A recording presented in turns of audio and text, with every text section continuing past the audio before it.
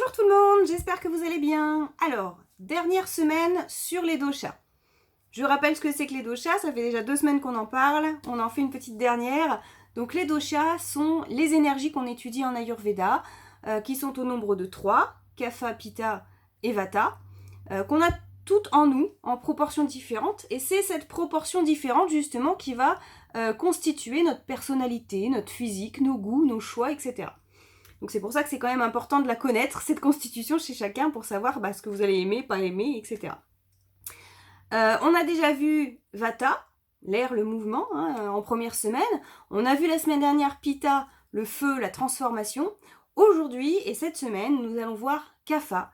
Kapha qui est la terre, qui est la stabilité, l'équilibre. Voilà. Très important Kapha, les trois sont importants de toute façon, mais voilà. De quoi va être responsable ce dosha dans le corps? On a vu que chaque dosha avait sa responsabilité, notre corps, que ce soit la circulation, la respiration, la digestion, etc. etc.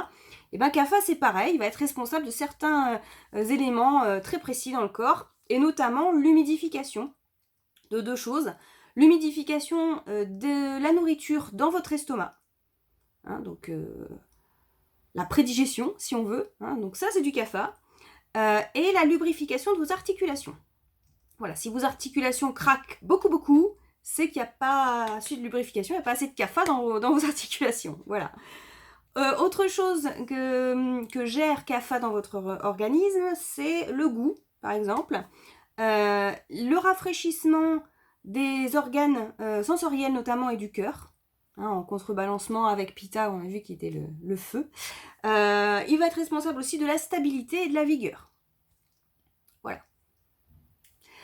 Je vais faire comme avec les deux autres doshas. Je vais vous présenter la personne type, le pur Kapha, comment serait au niveau du comportement cette personne-là, de façon à ce qu'on voit un petit peu les caractéristiques de ce dosha-là. Donc une personne pure Kapha serait très chaleureuse, très très sympa. D'accord, ça serait quelqu'un qui pardonne facilement, plutôt cool, plutôt décontracté. Quelqu'un de très sympa et très empathique aussi. On va être bien compris par un Kapha. C'est quelqu'un de stable, on a vu que c'était la stabilité, ça va être quelqu'un de stable, donc il y a quelque chose de rassurant chez un Kapha stable, évidemment. C'est quelqu'un qui est bien équilibré, voilà, très stable, très méthodique, plutôt détendu. Voilà, voire lent. D'accord, c'est le petit. On a vu que dans chaque dosha il y avait un petit hic. Là c'est un petit peu peut-être la lenteur qui peut caractériser un petit peu les purs Kapha. Dernière chose aussi qui est très très bien pour les Kapha, c'est qu'ils ont en général une très bonne résistance aux maladies quand ils sont en équilibre. C'est des bonnes constitutions. Voilà pour le début de la semaine avec Kapha, les caractéristiques. Comme pour les semaines précédentes, on verra le reste sur les jours suivants pour pas trop vous donner d'informations d'un coup. Alors peut-être que vous vous reconnaissez dans Kapha. Si c'est le cas, n'hésitez pas à vous mettre un petit commentaire. Si vous avez des questions, n'hésitez pas non plus. Si vous savez que ça peut intéresser des gens, je vous invite à partager la vidéo, c'est sympa. Et puis je vous dis à très bientôt. Salut!